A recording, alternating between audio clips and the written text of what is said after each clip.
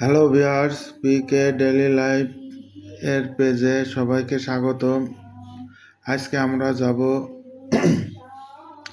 হুমায়ুন আহমেদের নোয়াজপল্লীতে যাওয়ার পথেই অত্যন্ত সুন্দর চমৎকার একটি প্রকৃতির দৃশ্য যাওয়ার পথে দেখতে দেখতে গেলে মনটা অনেক ভালো লাগে। এটা নোয়াজপল্লীর গেট। এই নোয়াজপল্লী গেট থেকে এখন আমরা নোয়াজপল্লীর ভিতরে প্রবেশ করব। যদিও নোয়াজপল্লীতে ঢোকার জন্য একটি টিকিটের ব্যবস্থা আছে। টিকিটের মূল্য বর্তমানে 200 টাকা সারাদিন থাকার জন্য। দেখি আমরা ভিতরে নোয়াজপল্লীর ভিতরে কি আছে, সবাই মিলে সেটাই দেখি।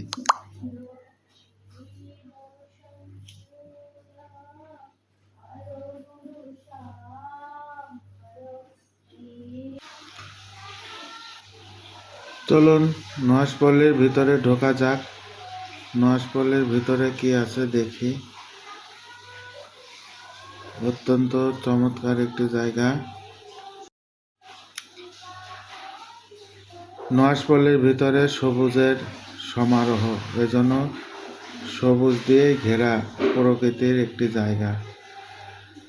ভিতরে সবাই ইচ্ছামতো ঘোরাঘুরি করছে, নীরব শান্ত পরিবেশ।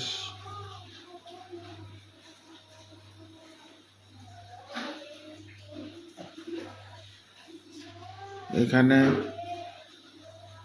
অল্প সংখ্যক স্ট্যাচু আছে,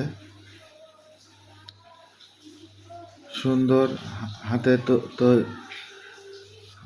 ছোট ছোট ফুলের বাগানও আছে। ফুলগুলো দেখতে অত্যন্ত চমৎকার। এই যে যার বাড়িতে আসছি তার স্ট্যাচুর সামনে নোয়াজপল্লীর প্রতিষ্ঠাতা হুমায়ুন আহমেদের স্ট্যাচু, যার স্বপ্ন এখানে স্থায়ী হয়ে আছে। নোয়াজপল্লীর ভিতরে একটি সুইমিং পুলও আছে। যদিও সুইমিং পুলের রক্ষণাবেক্ষণ এখন করা হয় না তেমন। সুইমিং পুলে এখন আর সুইমিং করা যায় না। আমার মনে হয় যখন সুইমিং করা যেত তখন এর যৌবনের সৌন্দর্য উপভোগ করা অন্যরকম একটি সৌন্দর্য ছিল। তারপরেও সবাই সুইমিং পুলের সৌন্দর্য উপভোগ করছে এবং যার যার মতো ঘোরাঘুরি করছে। এটা দিঘি নীলাবতী। এখানে হুমায়ুন আহমেদের সৃষ্টি একটি পুকুর। সবাই বসে আছে, সবাই বসে বসে যার যার মতো চিন্তা করছে। চমৎকার একটি পরিবেশ, চমৎকার একটি প্রকৃতি।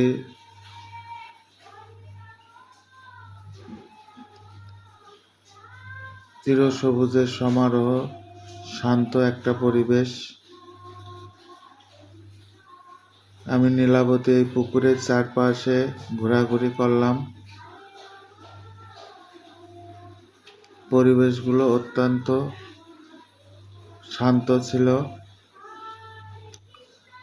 দেখার মতো পরিবেশ।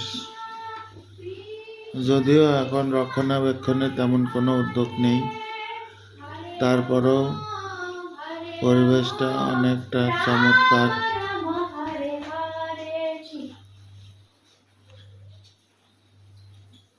এই যে প্রকৃতির সৌন্দর্য,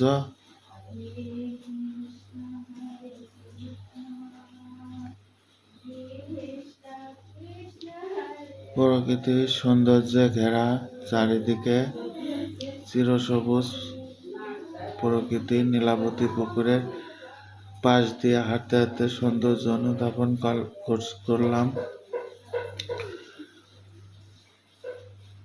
চির শান্ত পরিবেশ, সবাই ঘোরাঘুরি করছে। এটা হুমায়ুন আহমেদের বাগান বাড়ির বাইরে, সীমানার বাইরে সীমানার বাইরে চারিদিকে সবুজ প্রকৃতি।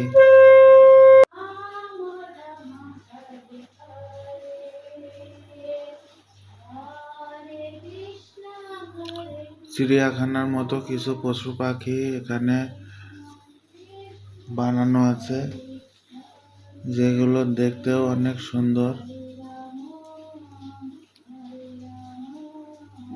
এটা বাগানের চিরসবুজ প্রকৃতি। সবাই বসে বসে দেখছে আর অনুধাবন করছে।